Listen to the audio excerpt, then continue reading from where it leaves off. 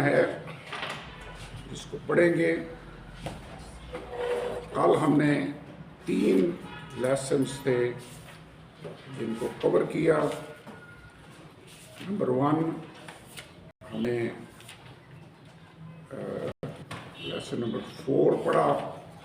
इसमें हमने औसाफ़े इलाही यानी खुदा की सिफ़ात, मुख्तलिफ सिफ़ात थी जिनको सीखा। और ये बड़ी इनकरेजमेंट की बात है जब हमें खुदा की सिफ़तों की समझ आती है, क्योंकि इनको जब हम जान लेते हैं तो बहुत सारी बातें हैं जो खुदा की बारे में क्लियर हो जाती है। फिर खुदा खालिक और ज़िंदगी बख्शने वाला है। 5वां लेसन इस बात पर था। 6ठा लेसन हमने ये पढ़ा कि खुदा वाहिद ज़ात है, यानी जो पर्सनैलिटी है, ज़ात है, शख्सियत है। गॉड इज़ वन, यानी खुदा के अंदर एक से ज़ायद शख्सियतों का जो कॉन्सेप्ट है ना, ये सही नहीं। जैसे अक्सर आपने सुना होगा कि एक खुदा है जिसमें 3 शख्सियतें। No, that is not the way. शख्सियत एक ही है जो हम खुदा की वाहिद ज़ात पर बिलीव करते हैं। शख्सियत वो होती है जिसकी अपनी इंडिविजुअलिटी हो, इनफरादियत हो, जो सोच सके, जो डिसीजन कर सके, जिसकी विल हो। अब खुदा की ज़ात तो है, क्योंकि इंसान उसके साथ फेलोशिप रख सकता है, इंसान के साथ वो चलता है, वो हमें गाइड करता है, हम उसकी हजूरी को फील कर सकते हैं, तो ज़ात तो है। लेकिन ज़ात एक से ज़ायद नहीं है। अगर एक से ज़ायद ज़ातें होंगी खुदा के अंदर तो फिर हम ऐसे लगेगा जैसे एक से ज़ायद खुदाओं को मानते हैं, क्योंकि बाप तसलीस के नज़रिए के मुताबिक बाप अलग हस्ती है, बेटा अलग हस्ती है, रूल कुछ अलग हस्ती है। तो ये तो फिर 3 है।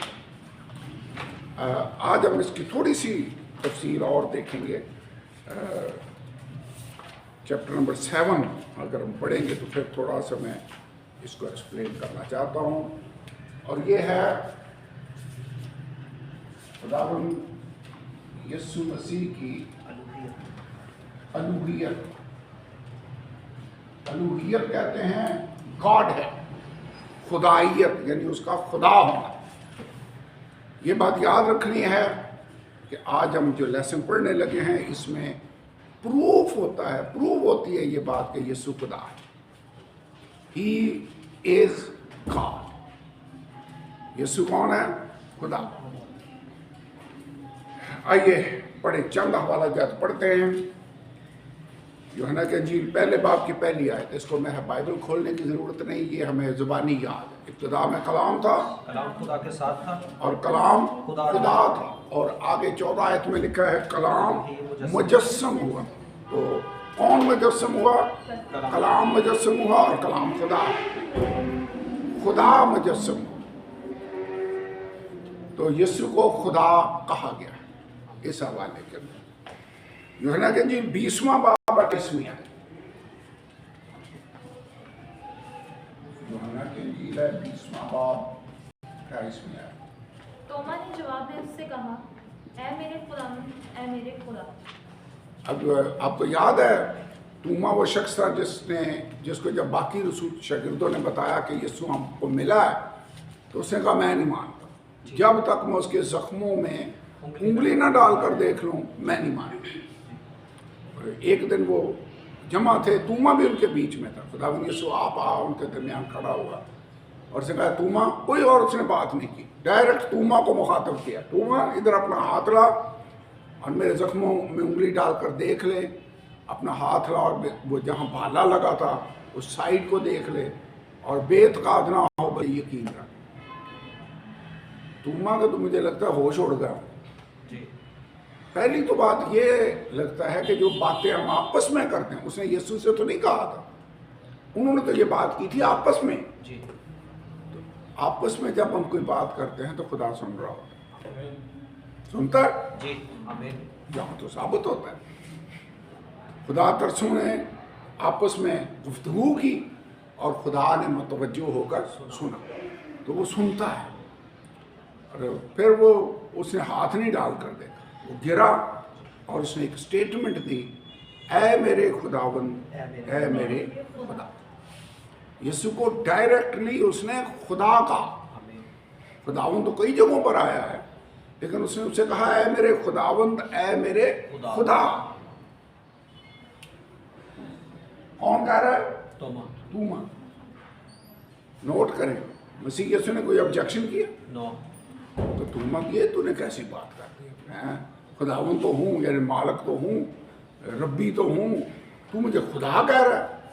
मसीह यीशु ने कोई ऑब्जेक्शन नहीं, उसने एक्सेप्ट की है यह बात कि मैं खुदावंद भी हूँ और खुदा। सो यीशु खुदा है। आमीन। तूमा ने उसको डायरेक्टली खुदा कहा। रोमियो ना इब्रानियों पहले बाब की 8वीं आयत। मगर बेटे की बाबत कहता है कि ऐ खुदा, तेरा तख्त अब्दुल्लाबाद रहेगा और तेरी बादशाही का आसा रास्ती का आसा है। ऐ खुदा, तेरा तख्त अब्दुल्लाबाद रहेगा। किसको कह रहा? बेटे की बात। बेटा कौन है? यीशु। तू मेरा बेटा है, ये मेरा प्यारा बेटा है जिससे मैं खुश हूँ। उसके बेटा होगा और तू उसका नाम यीशु रखना। तो बेटे के बारे में बाइबल कहती है, उसे कहता है खुदा, तेरा तख्त अब्दुल्लाबाद रहे। यीशु खुदा है, ये आयत में क्लियर लिखा हुआ है। रोमियो 9वें बाब की 5वीं है।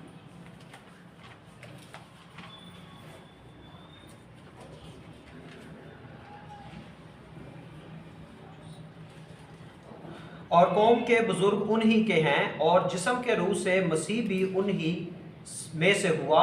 उन्हीं में से हुआ मतलब यहूदियों, जी। इसराइलियों में से हुआ। आगे, जो सब के ऊपर अब तक खुदाए महमूद है।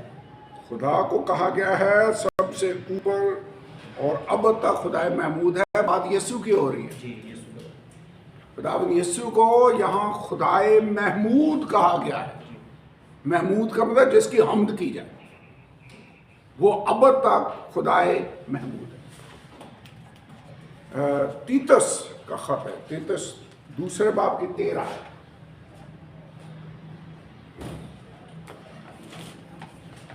जी। और उस मुबारक उम्मीद यानी अपने बुजुर्ग खुदा और मुनज्जी यीशु मसीह के जलाल के ज़ाहिर होने के मुंतज़िर रहे। ओके, बुजुर्ग खुदा और मुनज्जी खुदावंद यीशु मसीह। बुजुर्ग खुदा और मुनज्जी किसको कहा गया? यीशु मसीह। वो बुजुर्ग खुदा और मुनज्जी दो हस्तियां नहीं है कि मुनज्जी खुदावंद यीशु है और खुदा कोई और है। नो, उसी को मुनज्जी भी कहा गया, उसी को खुदा भी कहा गया। आगे लिखा है यीशु मसीह। पहला यूहन्ना का खत है 5वें बाब की 20वीं है। यानी उसके बेटे यीशु मसीह में है हकीकी खुदा और हमेशा की जिंदगी यही है। हकीकी खुदा और हमेशा की जिंदगी।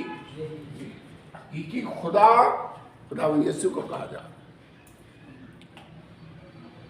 फिर यहूदा का एक ही बाब है, यहूदा का खत 25वीं है।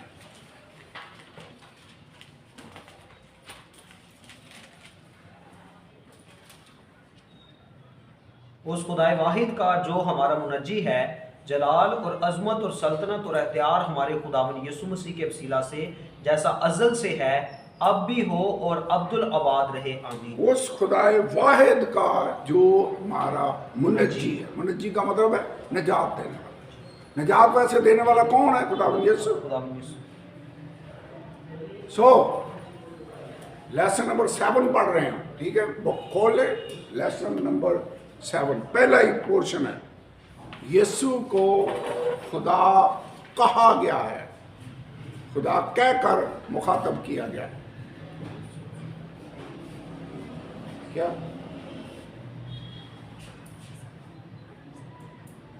क्या ढूंढे? हाँ, होटल वाले कह रहे थे गड्डी हटा दो जरा। अच्छा भाई जी, अच्छा अच्छा।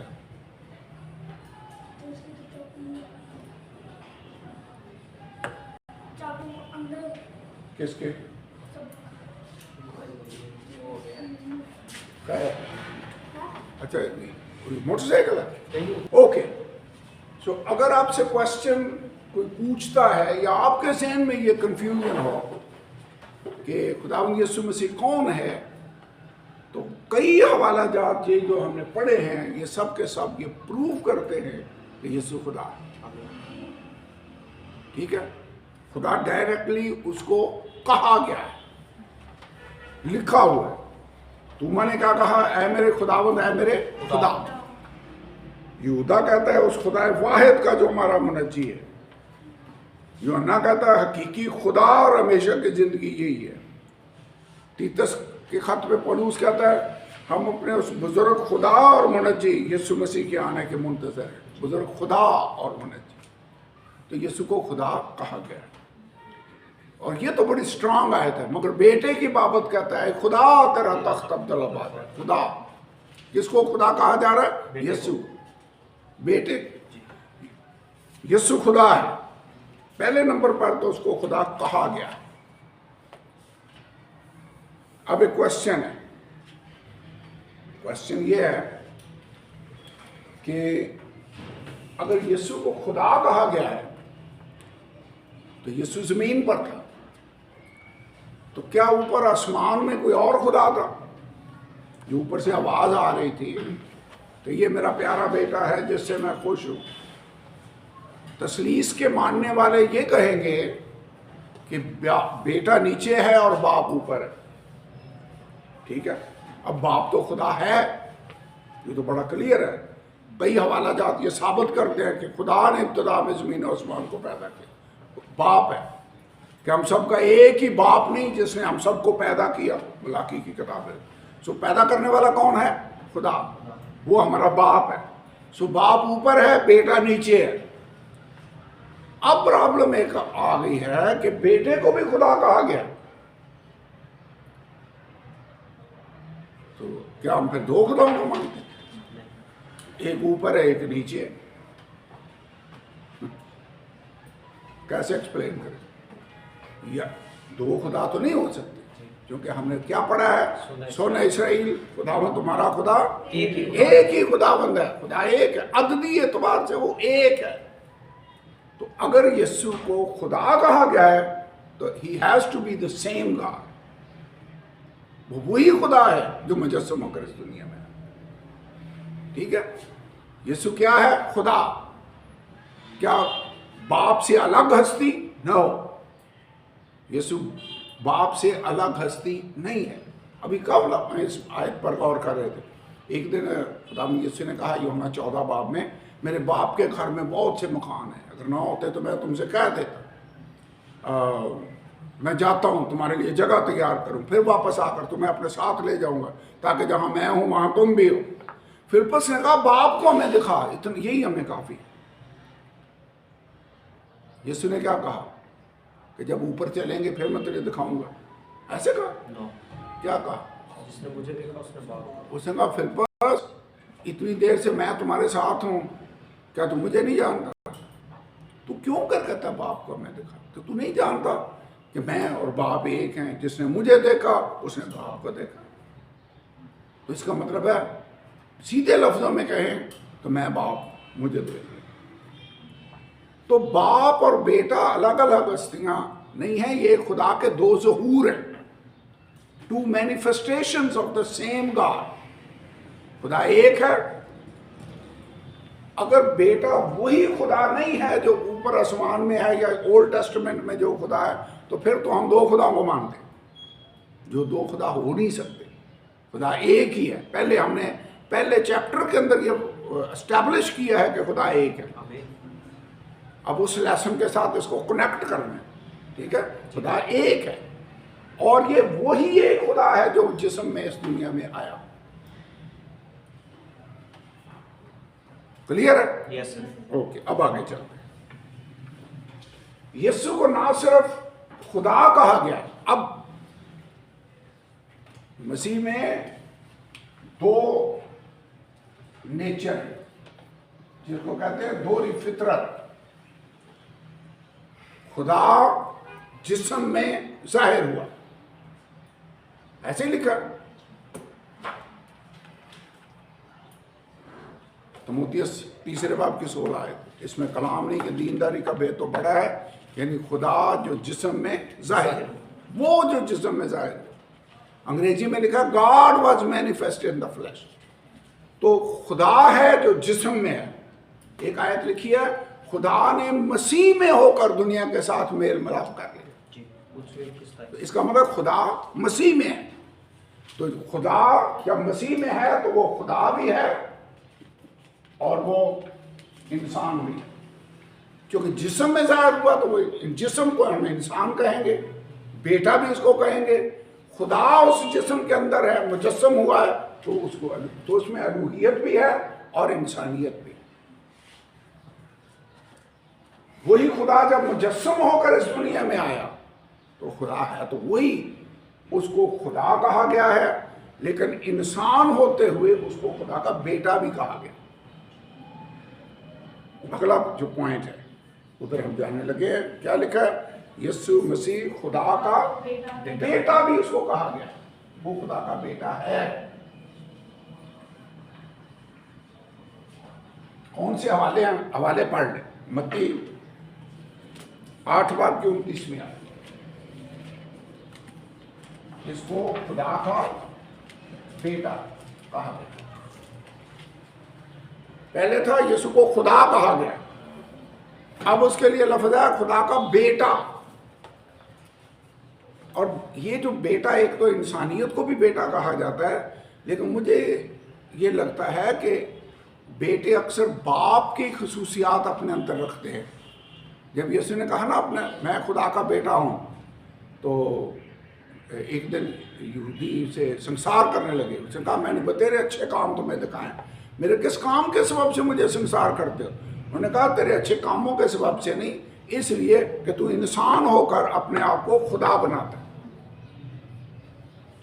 कहा उसने था मैं खुदा का बेटा हूँ।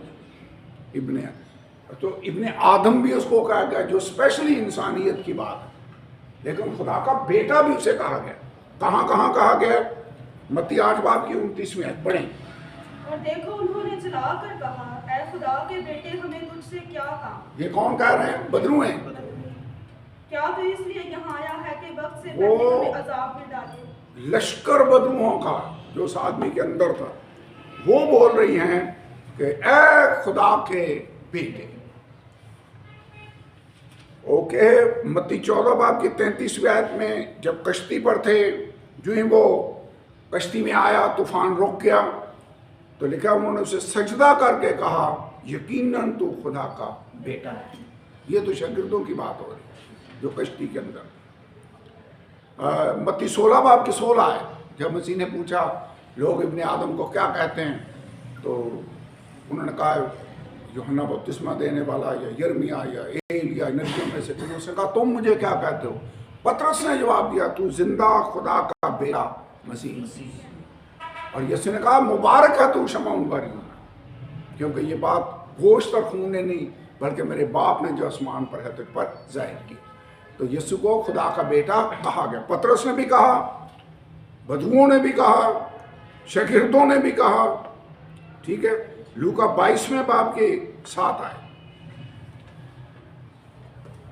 इस पर उन सब ने कहा बस क्या तू खुदा का बेटा है? ये किसने कहा? अगली आयत भी पढ़। ये उसने उनसे कहा तुम खुद कहते हो क्योंकि मैं हूँ।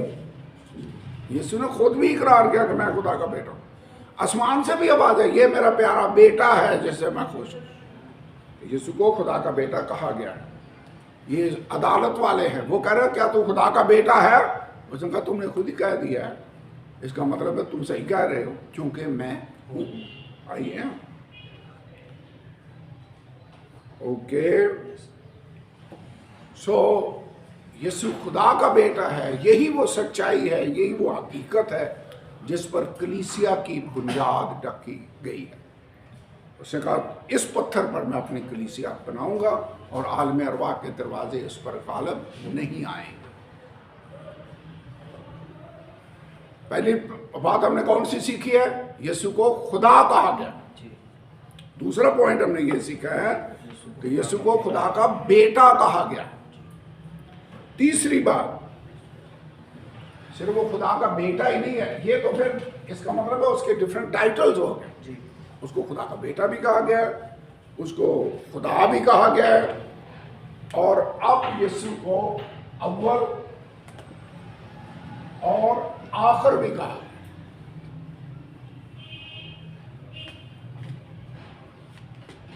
यशाया 41वां बाब।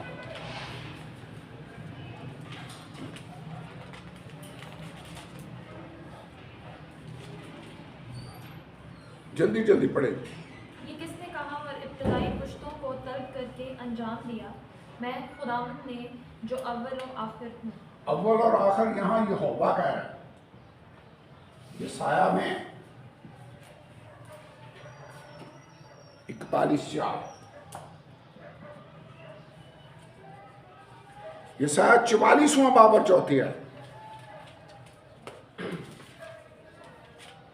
बड़े इसराइली का बादशाह और इसका फिदिया देने वाला रब्बुल अल्फाज यूँ फरमाता है कि मैं ही अव्वल और मैं ही आखिर हूँ और मेरे सिवा और कोई खुदा नहीं। यहाँ कौन कह रहा है मैं ही अव्वल और मैं ही आखिर हूँ? यहोवा खुदा कह रहा है ओल्ड टेस्टामेंट में। यशाया 48वां बाब और 12 आयत में भी यही है, ऐ याकूब मेरी सुन, है इसराइल जो मेरा बुलाया हुआ है, मैं वही हूँ, मैं ही अव्वल और मैं ही आखिर हूँ। ओके, अब हम नए अहदनामे में आते हैं। मुकाशफा पहले बाब के 17 आयत।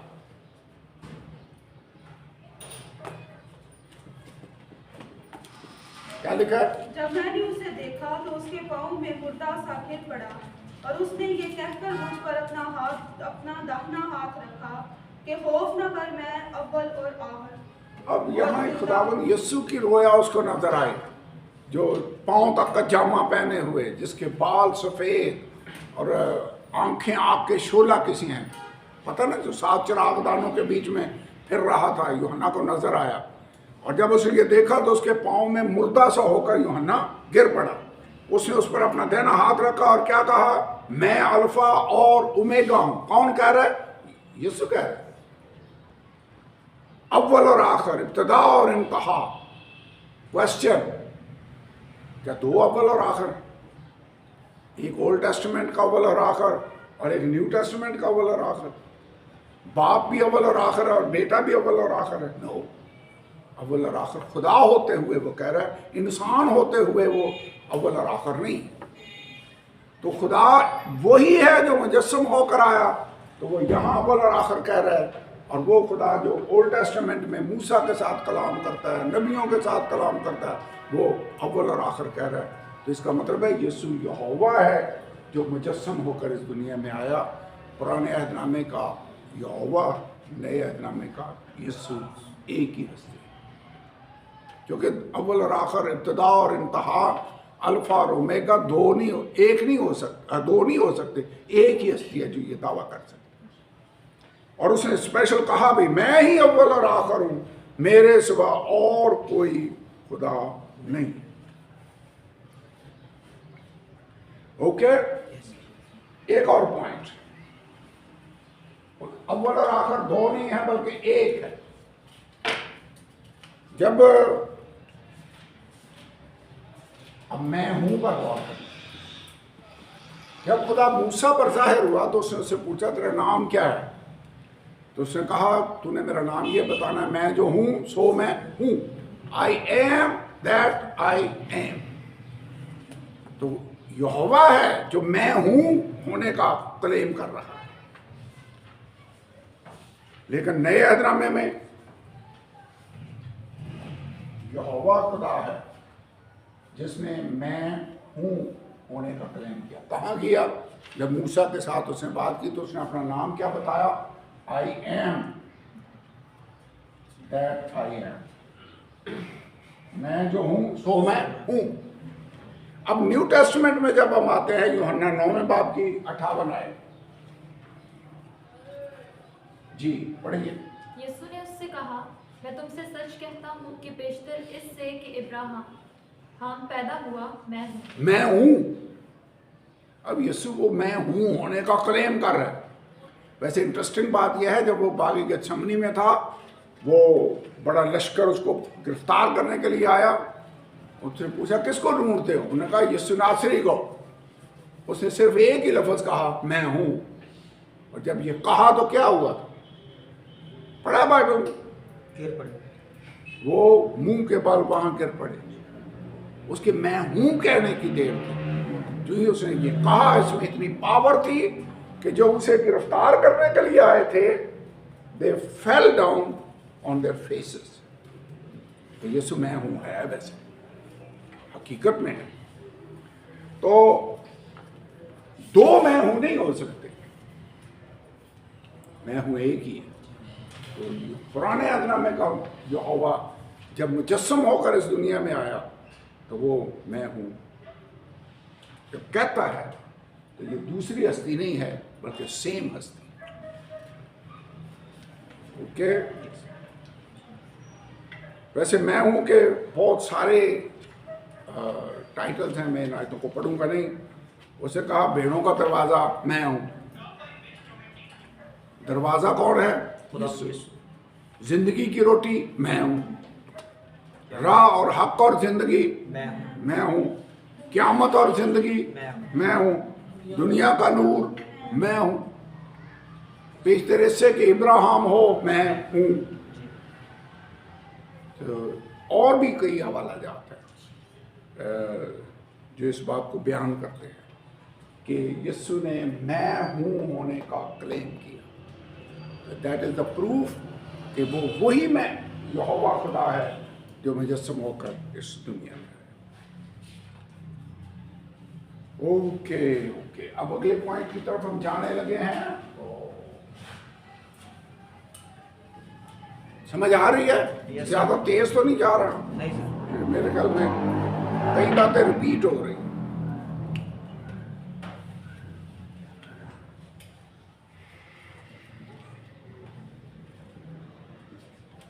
जब उसने ये कहा कि पेशतर से कि इब्राहिम हो मैं हूं, तो इसका मतलब है मसीह यीशु बैतलहम से पहले भी होने का दावा कर रहा है। पैदा होने से बैतलहम में पैदा हुआ, तो पहले कह रहे इससे पहले कि इब्राहिम होता मैं हूं। तो कैसे था? क्या वो सारी कायनात से पहले बनाया गया, पैदा हुआ, और इसीलिए वो कह रहे? मैंने कल ये पॉइंट समझाया था। वो he was in the mind and plan of God. Logos का मतलब है खुदा का ख्याल, प्लान। खुदा के प्रोग्राम में था, प्लान में था, माइंड में था कि मैंने इंसान बनकर इस दुनिया में जाना है। इसीलिए उसको बनाए आलम के वक्त से ज़बा किया हुआ बर्रा भी एक जगह लिखा हुआ है, जिनके नाम उस बर्रा की किताब हयात में नहीं लिखे गए, जो बनाए आलम के वक्त से ज़बा किया हुआ। वैसे ज़बा कब हुआ था? 2000 साल पहले, लेकिन वहां तो लिखा बनाए आलम से ज़बा किया। तो इसका क्या मतलब है? इसके mind and plan, will of God. क्योंकि हम टाइम की कैद में हैं, खुदा टाइम की कैद में नहीं है। उसके सामने ऐसे है जैसे वो ज़बा किया हुआ है, लेकिन actually it happened 2000 years ago. Yes sir. Clear है? जी सर। खुदा टाइम की कैद में नहीं है। जो काम आपने 5 साल पहले किए हैं उसके सामने ऐसे हैं जैसे अभी हैं। वैसे इसी बिना पर जब आप सलीब को पुकारते हैं, उसके खून को पुकारते हैं, तो उस खून के वसीला को उसको देखकर खुदा आपके गुनाह माफ़ कर देता है। क्योंकि हमारे लिए तो 2000 साल पुरानी बात है, हम पीछे देख रहे हैं, लेकिन खुदा के सामने ऐसे है जैसे अभी है। तो कफारा इफेक्टिव है, इसीलिए इफेक्टिव है क्योंकि खुदा टाइम की कैद में नहीं। तो क्या यीशु अज़ल से है? यूहन्ना पहले बाब की पहली आयत में लिखे इब्तिदा में कलाम था, कलाम खुदा के साथ था और कलाम खुदा था। फिर इब्रानियों 7 बाब की 3 आयत में सरदार काहिन का जिक्र है, कहानत का जिक्र है, और यीशु की कहानत कहा गया है मलके सिदक के तौर पर वो अब तक काहिन है। तो मलके सिदक के बारे में क्या लिखा है इब्रानियों 7:3 में कि ये बेबाप, बेमाँ, बेनसब नामा, और ना उसकी उम्र का शुरू ना जिंदगी का आखिर। तो ये वैसे कौन हो सकता है जिसकी जिंदगी का शुरू ही नहीं, कोई आखिर नहीं? बेनसब नामा, बेबाप, बेमाँ, ये खुदा ही हो सकता है।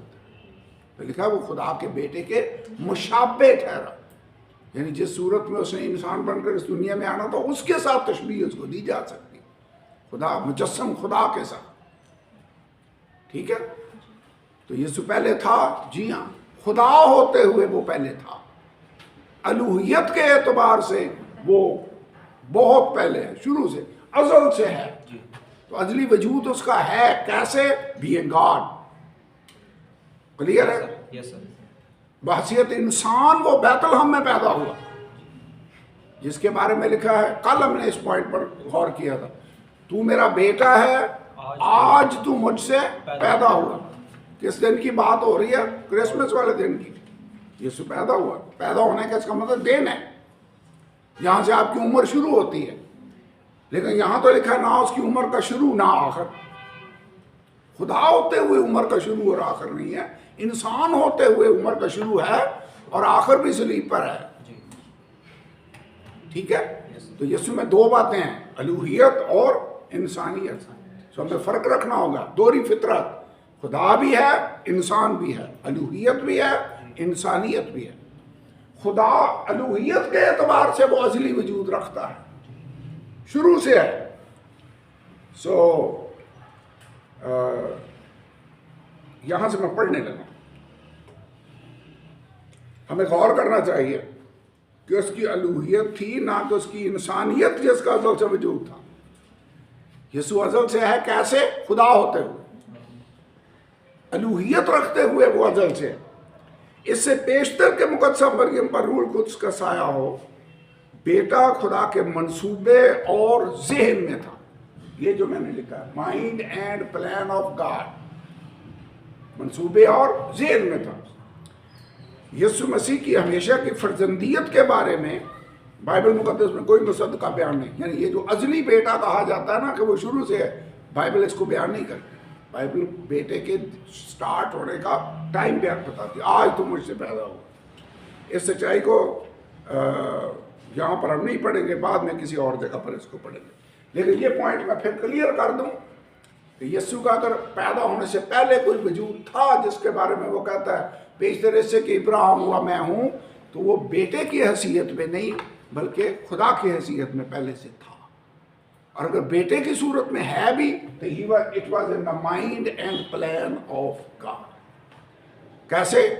अज़ल से ज़बा किया हुआ पेशतर इससे कि इब्राहिम हो मैं हूँ, खुदा के बेटे के मुशाबे ठहरा। क्लियर है? आगे चलते हैं। अब खुदा की चंद सिफात पर हम गौर करेंगे जिससे साबित होता है कि वो खुदा है। मसलन नंबर 1, कादिर मुतलक। कादिर मुतलक का मतलब क्या है? Absolute power. वो खुदा जिसके पास पूरा इख्तियार हो, कुल इख्तियार हो, यानी उस जिसके पास एब्सोल्यूट पावर है, इसका मतलब दूसरे के पास नहीं है। कादिर मुतलक कितने हो सकते हैं? दूसरे के पास डेलीगेटेड पावर हो सकती है, एब्सोल्यूट पावर एक ही हस्ती के पास हो। तो खुदावंद यीशु इख्तियार रखता है, उसके पास सारा इख्तियार है। एक जगह पर लिखा है बाप किसी की अदालत नहीं करता, उसने अदालत का सारा इख्तियार बेटे के सुपुर्द किया। He has it। इख्तियार की बात करें, यहां पर बुक में अगर आप देखें तो हवाले लिखे हैं जिनको मैं पढ़ूंगा नहीं।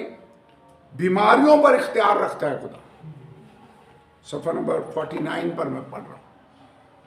वैसे यीशु का बीमारियों पर इख्तियार था जी।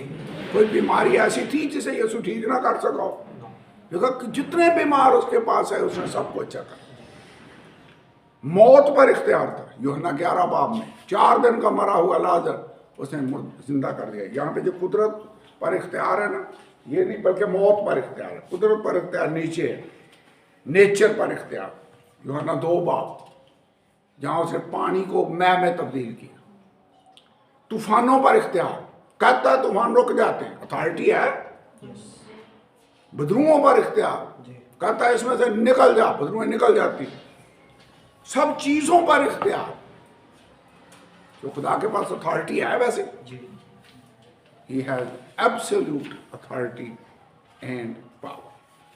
और कादर मुतलक यीशु को कहा गया है, मैं अल्फा और ओमेगा कादर मुतलक हूं। अभी हमने हवाला पढ़ा है मुकाशफा की किताब में से। यीशु कादर मुतलक है वैसे, ही इज कादर मुतलक।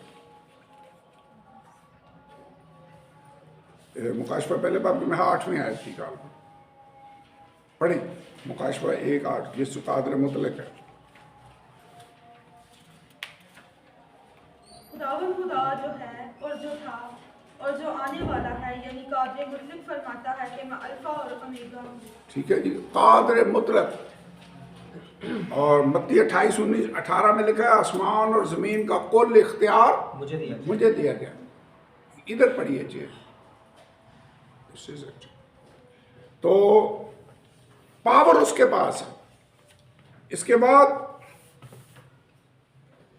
कादर मतलब खुदा की सिफत है, ये इंसान की नहीं हो सकती। नंबर 2, कल हमने एक सफात पढ़ते हुए एक बात पढ़ी थी, ओमनीपोटेंट, जो तमाम पावर रखता हो। फिर हमने पढ़ा था ओमनीशियंट, जो तमाम नॉलेज रखता हो। यीशु ओमनीपोटेंट भी है और ओमनीशियंट भी है। इल्मो बसीर, अलीमो बसीर मतलब हर चीज का इल्म रखने वाला और हर चीज को देखने वाला। बसीर बसारत सुने, नजर को कहते हैं। अलीम का मतलब इल्म रखने वाला, बसीर का मतलब है देखने वाला, बसारत। ये खुदा है, वो सब कुछ जानता है और सब कुछ देखता है। यूहन्ना 2:24 और 25 आयत।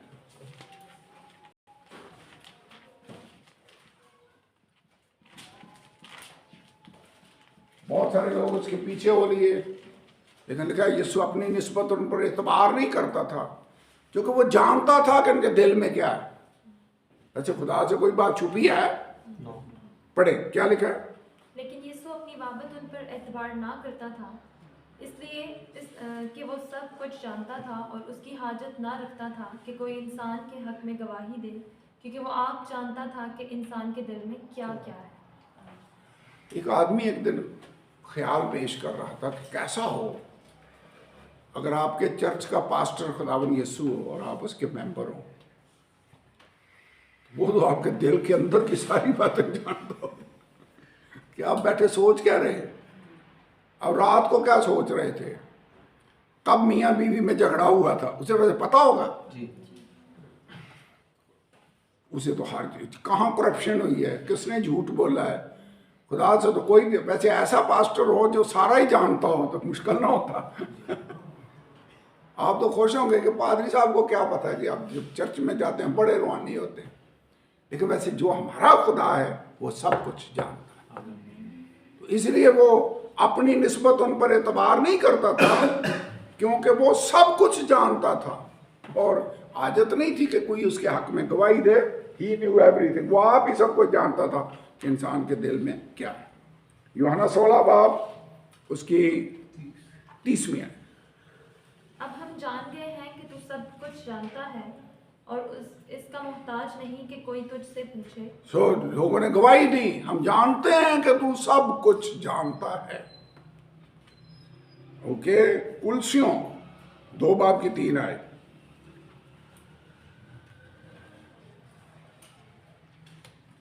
खुदा में हिकमत पढ़े और मार्फत के सब पोशीदा खजाने हैं। हिकमत के खजाने किसके पास हैं? खुदा के पास।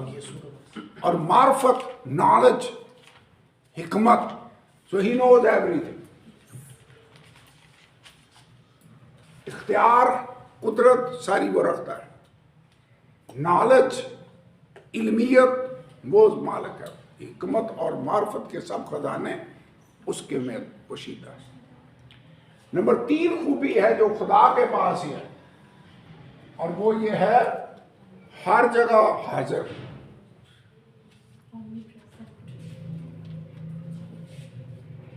हाजिर और नाजिर, ओमनी प्रेजेंट। ये ओमनी प्रेजेंट है, मैं लिख दूं ताकि आपके नॉलेज में इजाफा हो जाए। ये ओमनी पोटेंट, ये मैंने कल भी वैसे लिखा, ओमनिशिएंट और ओमनीप्रेजेंट। एट ए टाइम हर जगह मौजूद। क्या खुदा ने कहा है जहां मेरे नाम से 2 या 3 जमा होगे मैं तुम्हारे बीच में? तो अगर एट ए टाइम आप कोई कनाडा में पुकार रहा हो खुदा को, यीशु वहां होगा? आमीन। अगर इधर पुकार, अगर कोई साउथ अफ्रीका में पुकार रहा हो तो फिर उधर भी होगा। तो कैसे वैसे हो सकता है? क्योंकि वो रूह है, आमीन। और रूह होते हुए वो पूरी कायनात के अंदर समाया हुआ है। That is why so he is omnipresent, omniscient और ओमनीपोटेंट गॉड। और खुदावंद यीशु ये तीनों क्वालिटीज रखता है। तो दैट इज द प्रूफ कि वो खुदा है। मत्ती 18 बाब की 20वीं आयत।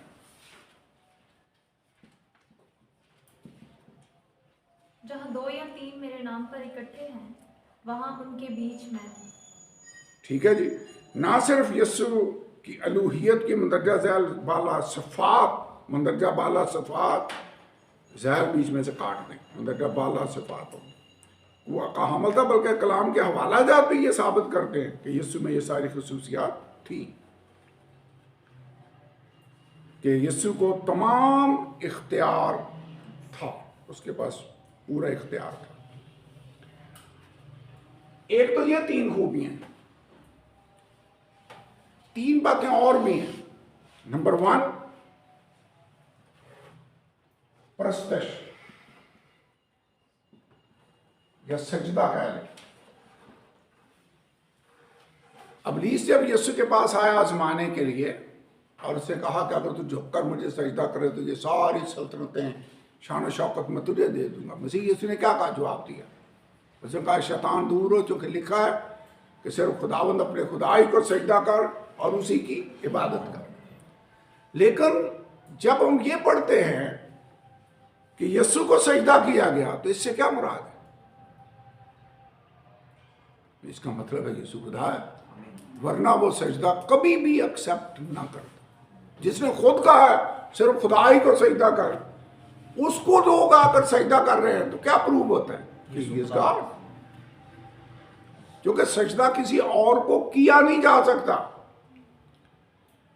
चंद आयतें पढ़ते हैं। मत्ती 14 बाब की 33वीं आयत, जल्दी जल्दी। और जो कश्ती पर थे उन्होंने उसे सजदा कर कर कहा, यकीनन तू खुदा का बेटा है। किन्होंने सजदा किया? जो कश्ती में थे। ये अक्सरियत तो शागिर्दों जो कश्ती में उसके साथ अक्सर ट्रैवल करते थे। यीशु ने वैसे ऑब्जेक्शन किया? नो। एक दफा मुकाशफा की किताब में लिखा हुआ है, एक फरिश्ता जो यूहन्ना को ये दिखा रहा था, यूहन्ना ने गिर कर उसे सजदा करने की कोशिश की। फरिश्ते ने उसे उठा दिया, कहा ना मुझे ना सजदा कर, खुदा ही को सजदा कर। मैं तो तेरी तरह जो और खादम है उनका हम खिदमत भाई हूँ, तेरी तरह। सजदा किसको फिर हो सकता है? खुदा। लेकिन यीशु को सजदा किया गया। मत्ती 15 बाब की 25वीं आयत, एक औरत आई जिसकी बेटी में बदरू थी। मत्ती 15:25। उसने कहा कि उसे सजदा किया, उसने आकर उसे सजदा किया और कहा, ऐ खुदावंद मेरी मदद कर। एक औरत आई जिसकी बेटी में बदरू है, उसने आकर सजदा किया और कहा खुदावंद मेरी मदद कर। यीशु ने कोई एतराज किया आगे से? इसका मतलब उसने सजदा एक्सेप्ट किया। लूका 24वां बाब 52 आयत, यहां फिर यीशु के शागिर्द हैं जिन्होंने 3.5 साल उससे तालीम पाई है। वो उसे सजदा करके बड़ी खुशी से यरूशलेम को लौट सजदा करके खुदावंद यीशु को। तो मसीह यीशु को सजदा किया गया। सजदा किसको किया जा सकता है? सिर्फ खुदा को। खुदा को। अगर यीशु सजदा एक्सेप्ट कर रहे हैं तो इससे क्या प्रूव होता है? यीशु खुदा है। यीशु खुदा है। ओके, एक और क्वालिटी, अब वो है गुनाह माफ करना या गुनाह माफ करने का इख्तियार।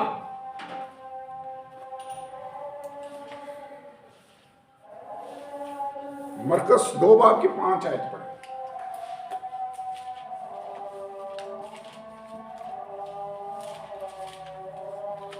मफलूज है, इतना रश है कि उसको यीशु के पास ना ले जा सके। दरवाजे में भी लोग बैठे थे, खिड़कियों में भी। तो जब ना देखा कोई जगह मिली तो उन्होंने घर की छत को उधेड़ दिया और ऊपर से यीशु को मफलूज को नीचे लटका दिया। बाइबल के अंदर लिखा है यीशु ने उनका ईमान देखकर कहा, बेटा तेरे गुनाह माफ। कहा जी गुनाह माफ। लिखा वो फरीसी जो उधर थे वो दिल में कहने लगे ये कौन है, कुफर बक रहा है, खुदा के सिवा कौन गुनाह माफ कर सकता है। वो जानते थे कि गुनाह माफ अगर कोई हस्ती कर सकती है तो वो खुदा है। इधर यीशु कह रहा है जा तेरे बेटा तेरे गुनाह माफ हुए। तो क्या प्रूफ होता है? यीशु खुदा है। यीशु खुदा है, गुनाह माफ और कोई कर नहीं सकता था। फिर क्यों खुदा ही गुनाह माफ कर सकता है भला? रीजन, हर गुनाह बेसिकली आप इंसानों के अगेंस्ट भी करते हैं, लेकिन अल्टीमेटली हर गुनाह आप खुदा के अगेंस्ट कर, खुदा के खिलाफ, क्योंकि उसकी शरीयत आप तोड़ रहे हैं, उसका हुक्म अदूली कर रहे हैं, उसका हुक्म तोड़ रहे हैं।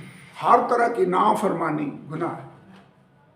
तो पैदाइश 39वां बाब 9वीं आयत, यूसुफ को जब फौतिफर की बीवी ने गुनाह की दावत दी तो उसने एक स्टेटमेंट दी।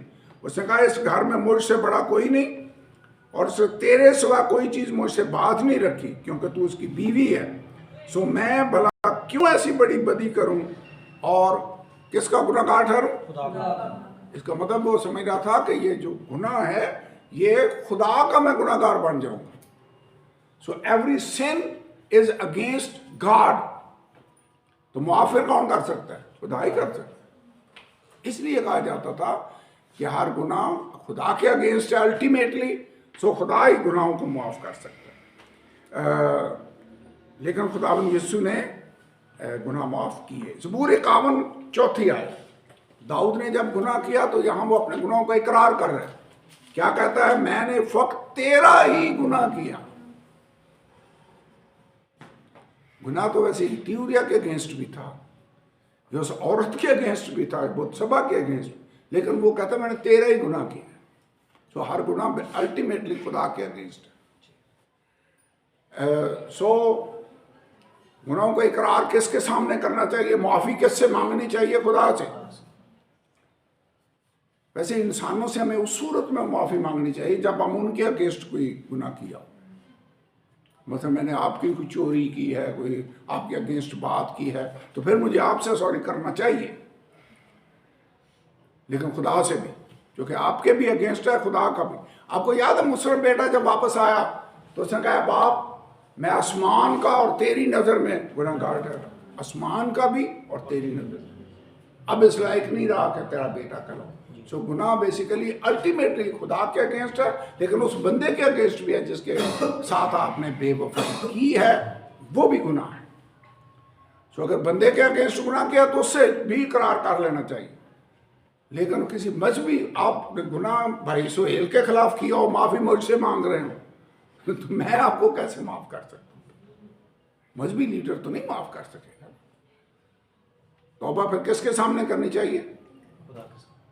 तो यहां पॉइंट ये है कि प्रस्तुत खुदा की हो सकती थी।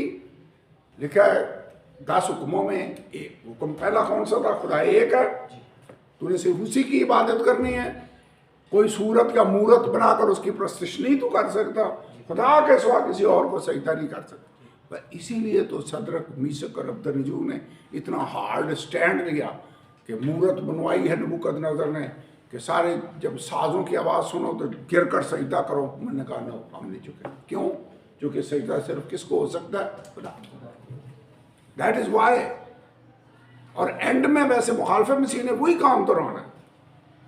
हैवान का बुत बनाया जाएगा, मुतालबा किया जाएगा कि सब उस हैवान के बुत की प्रस्तुत करें, और जितने उस हैवान के बुत की प्रस्तुत ना करें उनको कत्ल भी करें। उसने आग की भट्टी में डाला, ये उनको कत्ल करवाएं। History repeats itself. होगा जी। ओके, ये गुनाह माफ करता है, साबित होता है कि वो खुदा है। बेटा तेरे गुनाह मुआफ हुए। 7वें बाब की 48वीं आयत लूका।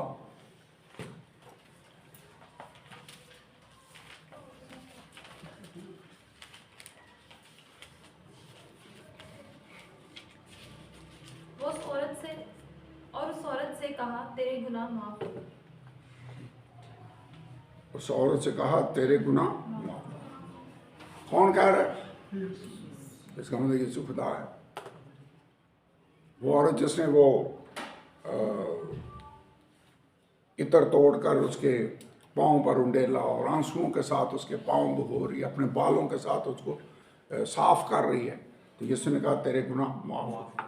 जिसके ज़्यादा गुनाह माफ़ हुए वो ज़्यादा मोहब्बत करता है, जिसके थोड़े गुनाह माफ़ हुए वो थोड़ी मोहब्बत करता है। यहीं पर यीशु ने ये स्टेटमेंट दी। Okay, yes sir. अब क्वेश्चन है यीशु गुनाह माफ़ करता है तो इसका मतलब है कि ही इज गॉड। और नंबर आखिरी क्वालिटी कि यीशु खालिक है। ओल्ड टेस्टामेंट में हमें मिलता है खुदा ने इब्तिदा में ज़मीन और आसमान को पैदा किया। कल हमने हवाला पढ़ा था ये आलम खुदा के कहने से बने, आसमान का लश्कर उसके मुंह के दम से बना है। न्यू टेस्टामेंट में यीशु है जो चीज़ों को बनाता है, खलक करता है। तो इसका क्या मतलब है? He is God. खालिक एक से जायद नहीं हो सकती। क्या लिखा है? सब चीज़ें उसके वसीला से पैदा हुई और जो कुछ पैदा हुआ है उसमें से कोई भी चीज़ उसके वसीला से पैदा नहीं हुई। God created things. पानी को मैं में बदलना क्रिएशन का मौजूद है। 5000 को खाना खिलाना, 5 रोटियां और 2 मछलियां हों तो वो कैसे बढ़ती गई? क्यों जी? कैसे बढ़ गई? जैसे दवाइया मीटिंग वाले दिन हमारे खाना बढ़ गया था। हम परेशान थे कि हम सोच रहे थे 15-16 लोग आएंगे, लोग में 40 के करीब आ गए। खाना बच गया। हम सोच रहे थे कि अब भाई आसफ खाना बना कर लाए, ये परेशान थे। वैसे ये कह रहे थे 35-40 लोग होंगे। मैंने कहा नहीं यार 15-16 लोग अक्सर होते हैं, इतने ही होंगे। तो मेरा आइडिया गलत हो गया, भाई आसफ का आइडिया ठीक हो गया। लेकिन खुदा ने बरकत दी तो खाना पूरा हो गया। पूरा नहीं होगा बल्कि बच भी गया। तो ये क्रिएशन है, मिरेकल ऑफ क्रिएशन। पानी पर चलना क्रिएशन का मौजूद है। तूफान को रोक देना क्रिएशन का मौजूद है। और फिर एक आदमी जो अंधा है उसकी आंखों में मिट्टी लगाई खुदावंद ने, और बहुत से उलमा ये सोचते हैं कि उसकी ये आंखों की जो पुतलियां हैं शायद वो भी नहीं थी, इसलिए उसने यहाँ पर मिट्टी भरी, फिर उसने जाकर धोया तो खुदा ने नई आंखें उसको अता करी। खुदा वैसे अजाब ही नए बना देता है। बाइबल में लुंजों और लंगड़ों का जिक्र है। लुंजे वो होते हैं जिनके अजाब कटे हुए ना, तो खुदा नए क्रिएशन फिर से कर सकता है। वैसे इब्तिदा में खुदा ने ज़मीन और आसमान को पैदा किया, इंसान को भी उसने पैदा किया। तो बीइंग क्रिएटर, अगर यीशु क्रिएटर है तो that is the proof that he is God. गुनाह माफ करता है, प्रूफ है कि वो खुदा है। सजदा उसको उसको किया गया, उसने एक्सेप्ट किया, तो that is the proof that he is God. हर जगह मौजूद है, खुदा ही हर जगह मौजूद हो सकता है, बंदा नहीं हो सकता। अभी आप यहाँ बैठे हैं तो घर तो नहीं है ना जी, आपको नहीं पता घर क्या हो रहा है जी, क्योंकि आप एट ए टाइम एक जगह पर हो सकते हैं। तो यीशु तमाम इल्म रखता है, हर चीज़ जानता है, कोई चीज़ उससे छुपी नहीं। लोगों ने कहा खुदावन तो सब कुछ जानता है, और वो तमाम कुदरत, पावर, अथॉरिटी रखता है। आसमान और ज़मीन का कुल इख्तियार मुझे दिया है। तो इस लेसन में हमने जो चीज़ देखी है वो ये है कि यीशु खुदा है, खुदावंद यीशु की अलूहियत। और शुरू में अभी मैं बता रहा था कि अलूहियत, यीशु अगर खुदा है तो इसका मतलब है ये वही खुदा है जो पुराने अहदनामे में यहोवा खुदा की सूरत में बाप की हैसियत में काम करता रहा। It has to be the same God जो मुजस्सम होकर इस दुनिया में है। ये नहीं हो सकता कि ऊपर खुदा कोई और था और नीचे और था। ऊपर भी यीशु ही था, नीचे भी वही है। एक आयत पर गौर किया आपने, जो है ना 3 बाब में खुदावंद यीशु निकोदेमस से बातें कर रहा था और उसने कहा मैंने तुमसे ज़मीन की बातें की तो तुमको यकीन नहीं आया, अगर मैं आसमान की बातें करूंगा तो तुम्हें क्यों का यकीन आएगा। यूहन्ना 3 बाब निकालें।